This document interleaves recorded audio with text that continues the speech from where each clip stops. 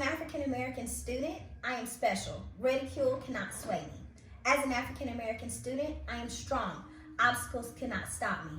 As an African American student, I am proud of my culture and my heritage.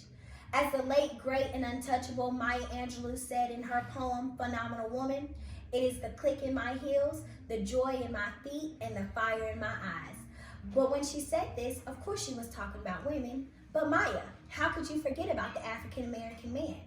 So it's not the click in my heels, but the click in our heels. Not just the fire in my eyes, but the fire in our eyes.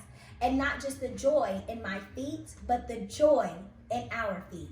Phenomenal African American students. As for the culture, do you mean for the culture? For the people? Is it represented in the way someone walks? Is it demonstrated in the way someone talks?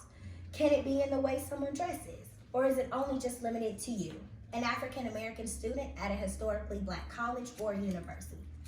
As an African American student, it is important to represent my culture, Black culture, because Black culture is who I am.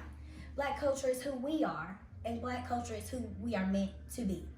As an African American student, I represent my culture by wearing my best fit every Wednesday for Fried Chicken Wednesday. As an African American student, I represent my culture by making sure I know the WAP to its entirety, honey. And as an African American student, I represent my culture by fulfilling the legacy and dream that Dr. Martin Luther King had, that all African American children would become African American students and not be judged by the color of their skin, but by the content of their character. As an African American student, I choose to represent my culture to leave my personal legacy. I choose to represent my culture to have a forever imprint on all African American students that come after me. But most importantly, as an African American student, I will represent my culture, because if not me, then who will?